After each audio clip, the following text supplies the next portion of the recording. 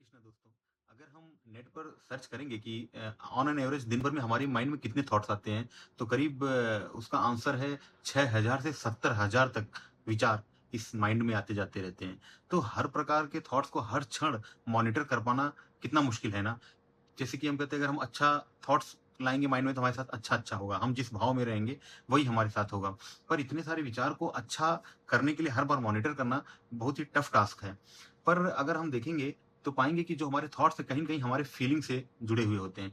अब फीलिंग्स 2 तरह की हो सकती है, गुड फीलिंग या फिर बैड फीलिंग। अगर हमारी फीलिंग अच्छी है, मतलब हम हैप्पी मोड में हैं तो हमारे थॉट्स ऑटोमैटिक अच्छे ही चल रहे होंगे हमारे माइंड में। हम खुश हैं, तो हमारे थॉट्स अच्छे ही चल रहे होंगे और एक बार थॉट्स अच्छे चल रहे होंगे तो वाइस वर्सा भी ट्रू है कि हम हैप्पी रहेंगे। तो कुल मिला-जुला कर कहना ये कि ये जो एक भाव है कि हम हैप्पी फीलिंग वाले स्टेट में रहें, वो कैसे मेंटेन करना है। तो कुछ चीज़ें हैं 3-4 जैसे कि वो हमें प्रैक्टिस करनी चाहिए जिसमें पहला है ग्रैटिट्यूड, है ना? दूसरा है कि जब भी दूसरों की मदद कर सकें, हेल्पिंग अदर्स और तीसरा है जो कि एक इम्पोर्टेंट है कि अपने अंदर एक ना जो बच्चा है उसको ज़िंदा रखना कि थोड़ा बचपन बचा के रखना।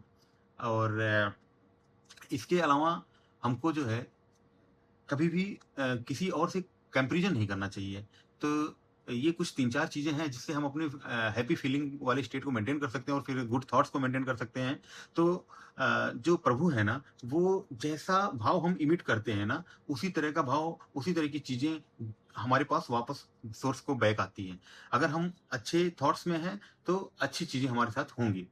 प्रभु जो-जो चीज़ जैसा-जैसा भाव हम अपने मन में लाएँगे, प्रभु उस चीज़ का एक्सपीरियंस हमको कराते जाएँगे।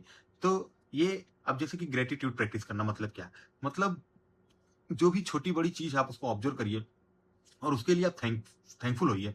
अब जैसे आप जा रहे हैं और आपने देखा, अरे! इतनी गर्मी थी और अचानक से बारिश की बूँदें पड़ रही। आप एन्जॉय करिए और थैंक यू बोल सकते हैं। अरे वाह ईश्वर! आपने इतना अच्छा मौसम कर दिया। जा रहे हैं, जैसे मुझे तो गया और नाचता हुआ मोर दिख गया तो मैं तो खुश हो जाऊँगा। अरे वाह ईश्वर! Thank you. Thank you Krishna आपने दर्शन करा दिए आज। ये हो गया ग्रैटिट्यूड। और इसके अलावा अब कोई ज़रूरतमंद है, उसको आपने खाना खिला दिया, कुछ और चीज़ जो भी ज़रूरत है किसी की हेल्प है, तो आपको ऑटोमैटिक देखना आप जब भी किसी की हेल्प करोगे तो आपको एक फीलिंग आएगी आपको अंदर से एक अच्छी वाली फीलिंग आएगी और अच्छे-अच्छे थॉट्स आपके मन में चलते रहेंगे।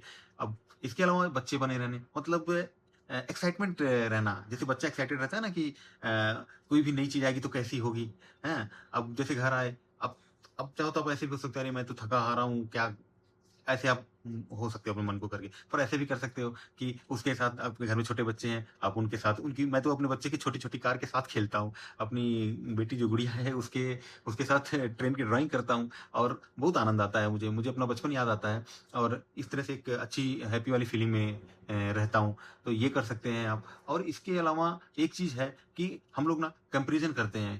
पर हमें ये समझना होगा कि प्रभु ने सबको कुछ न कुछ ऐसी चीज़ें दी हुई हैं जो केवल मतलब उसी के पास है। अ, अच्छी है, वो उस चीज़ को अच्छी तरह से कर सकता है। पर हम क्या सोचते हैं हम भी उसकी तरह बने। जो हमारी स्ट्रेंथ है, हम उसको ना पहचान कर, हम जो दूसरों के पास है उससे जल्दी प्रभावित होते रहते हैं। जबकि हमें अपने टैलेंट्स को अपने जो स्ट्रॉन्ग पॉइंट है उनको पहचान करनी चाहिए और उसको स्ट्रॉन्ग करना चाहिए।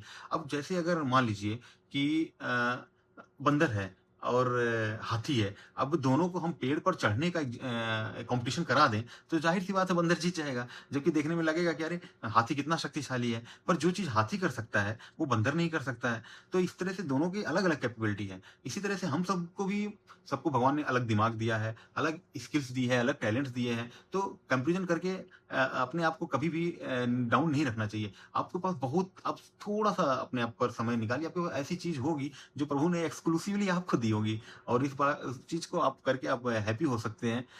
तो यही कहना है कि ये ग्रैटिट्यूड प्रैक्टिस करिए, बच्चे बने रहिए, दूसरों की मदद करिए जितना कर सकते हैं क्योंकि वो दोगुना चौगुना होकर आपके पास लौटता है। जो कुछ भी आप इस तरह से देते हैं, करते हैं और कंपैरिज़न मत करिए। तो बस यही कहना है, खुश रहिए, आनंदित रहिए, मस्त रहिए। राधे राधे, जय द्वारिकाधीश, जय जगन्नाथ।